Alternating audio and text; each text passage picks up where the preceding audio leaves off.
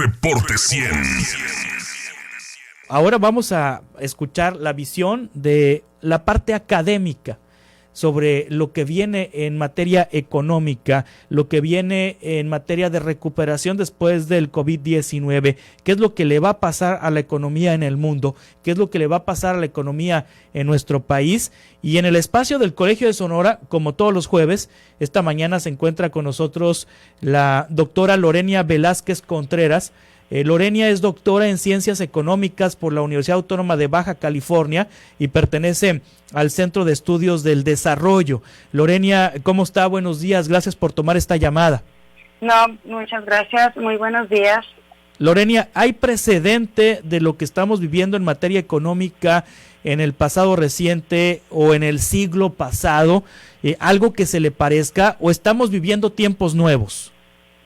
Yo creo que lo que estamos viviendo ahorita no lo conocíamos. Sí. Es precisamente uno de los escenarios que se están presentando como novedosos para todos, y de ahí que todos estemos mostrando cierto temor, que se siente esa incertidumbre en el ambiente.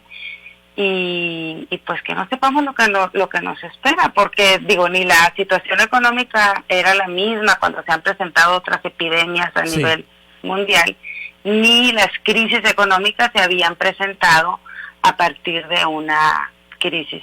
Esto va a superar lo que pasó en 1994, 1995, va a superar lo que pasó entre 2008 y 2009, que son las crisis económicas en México que en la historia reciente pues más le han pegado a los mexicanos y se mantienen en la memoria de los mexicanos, sobre todo la 94-95 y bueno, y ni se diga la de 2008-2009, Lorenia. ¿Esto va a superar estas crisis de los años 90 y de la primera década de este siglo? Los pronósticos que se han presentado son que sí. Sí. O sea, las cifras del desempleo que se avisoran son verdaderamente preocupantes, son muy altas, que superan a la crisis de 2008-2009. Sobre todo que para la economía como la mexicana nos toma en una etapa de lento crecimiento, donde de por sí ya los pronósticos que hacían las calificadoras o los organismos internacionales en cuanto a empleo, en cuanto a crecimiento económico, ya venían siendo bajas. Entonces esto viene a agravar todavía más tanto los pronósticos como en realidad el futuro, así que se nos viene encima. Ahorita estamos, viendo apenas las nubes que se nos vienen, y es difícil predecirlo con precisión, sí. Pero estaríamos esperando a que bajara la marea para ver qué nos dejó esta, ya que se calme el mar, pues ya veríamos qué nos están dejando. Pero sí, los pronósticos son verdaderamente preocupantes. Y es en todo el mundo, Lorenia Velázquez, es en todo el mundo. Sí, esto es una situación mundial, así como hemos hablado de la globalización económica, así justamente es como se está esparciendo esta crisis, nos está afectando por igual a las economías desarrolladas, a las economías emergentes. El tiempo de recuperación es el que tal vez ahí va a ser la diferencia, pero sí. La crisis, nos está afectando a todos en mayor, menor grado, pero quienes están sintiendo quienes lo van a sentir sobre sus hombros sería la clase trabajadora a nivel mundial. Claro, de hecho, hay varias fases en la contingencia sanitaria, desde la perspectiva epidemiológica, la fase 1, la fase 2, la fase 3, ahorita estamos en la fase 2 y probablemente lleguemos pronto a la fase 3, cuando los números de casos se van multiplicando de una manera exponencial y las muertes también, situación que están viviendo ya otros países del mundo. Pero Lorena, en materia económica, en esta contingencia también hay fases. Podemos decir que hay una fase 1, una fase 2, una fase 3. A la par de la contingencia sanitaria, en materia económica se han implementado medidas para contener esta situación que va a derivar en la pérdida de empleos y en la contracción de las economías del mundo. Bueno, sí, las fases que estuvimos viendo efectivamente para la contención de la epidemia fueron más o menos marcadas, ¿no? Teníamos una fase que la primera de precaución, de sana distancia, al presentarse los primeros casos de personas contagiadas, etcétera, adelantamos algunas medidas en la segunda fase, etcétera, y tenemos más o menos allí el cierre de locales, etcétera, hasta llegar hasta donde estamos ahorita, que es la paralización prácticamente de toda la paralización social y económica, ¿no? Sí. Y curiosamente ha sido, bueno, yo siento que ha sido hasta esta semana o finales de la semana pasada, que es cuando empezamos a ver o que se dieron a conocer las fases para mitigar los enormes efectos negativos que esta parálisis económica va a traer, ¿no? Se presentó el plan para continuar con el programa de Primero los Pobres. Se promete elaborar un plan para apoyar a las micro, pequeñas y medianas empresas. Por ahí se asomó un programa más o menos ambicioso de inversión en el sector energético. Es decir, si lo quisiéramos ver por fases, tendríamos la política para la recuperación. Primero sería proteger a la población más vulnerable, donde puede ser incluido alguno que otro micronegocio, que esto pudiera en algún momento repuntar el consumo interno. La lógica sería que una segunda fase incluyera a la pequeña y mediana empresa para finalmente acordar con los grandes capitales un plan de inversión que junto a las medidas anteriores nos permitiera generar esos 2 millones de empleos que el presidente López Obrador mencionó en el informe del domingo. Sí, dice el Consejo Coordinador Empresarial que es insuficiente el plan que ha presentado el presidente López Obrador. ¿Qué le parece a usted, Lorena Velázquez, en esta relatoría de fases? ¿Va con una secuencia lógica, una secuencia, digamos que normal, o se está tardando el presidente para anunciar medidas que protejan a las medianas empresas, a las grandes empresas? Sí, yo considero que hasta ahora sí ha permeado la incertidumbre. Sí. No niego que puedan existir ideas que todavía no se han planteado, que se estén llegando apenas a acuerdos con los empresarios, que se estén sacando cuentas incluso para poder poner en marcha los apoyos que se tienen estos 2 millones de microcréditos que se van a repartir entre empresas formales e informales, micros y pequeñas empresas formales e informales. Entonces quisiera pensar que se están tejiendo los mecanismos para llegar a esas personas.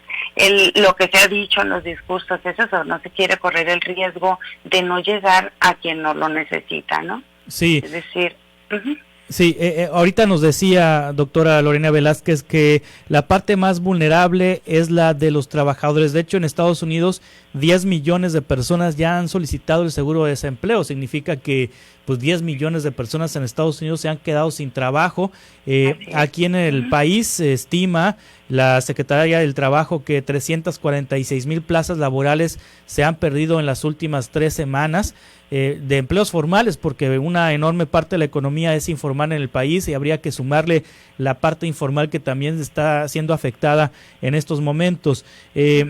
Las cifras de pérdida de empleos en Estados Unidos van 10 millones, aquí van 350,000 en cifras redondas de empleos formales más lo informal. ¿Estas cifras irán creciendo conforme pase la pandemia? Son los pronósticos que se esperan, los de, digamos, ahorita esos son los que se han dado en las últimas semanas. Este crecimiento del desempleo en Estados Unidos es impresionante. Aunque, fíjate que yo tuve alguna noticia por ahí de que algunas empresas para no estar pagando el sueldo de sus trabajadores, ellos les sugerían un acuerdo de despedirlos para que se sometieran a este programa de seguro del desempleo. Sí. Entonces allí no sé, digo, no creo que sea la mayoría, pues, pero digamos hay una buena parte de trabajadores que se acogieron a este programa, aprovechando su existencia y que las empresas no los despidieran, digamos, pero de palabra, pues, sí, no de manera formal. Yo sí considero que las cifras estas todavía no terminan, no han llegado a su límite. Se van a seguir incrementando. No hemos visto el cierre de empresas todavía. Las pequeñas y medianas empresas están sobreviviendo, están haciendo un esfuerzo, pero no sabemos hasta dónde si van a terminar con vida, digamos, después de esta crisis, ¿no? Sí, que no sabemos cuándo va a terminar, porque pues hay modelos que estiman que la cuarentena en México terminaría en el escenario menos optimista la tercera semana de julio. Es decir, apenas esto está empezando. Falta todavía lo que resta de abril, mayo, junio y parte de julio. Estamos hablando de 3 meses en los que pues los efectos económicos serán pues desastrosos. Doctora Lorena Velázquez, pasando la contingencia, pasando esta situación, ¿qué tiene que hacer el país para recuperar su economía? Bueno, yo creo que sentarse a delinear estrategias junto con todos los actores. Lo que menos se debe de estar generando son descontentos sociales, son pugnas con los empresarios, porque son finalmente quienes están generando los empleos, y establecer vínculos cordiales de comunicación entre ellos. Aquí están en juego, aquí deben estar sentados tanto gobierno como trabajadores como empresarios.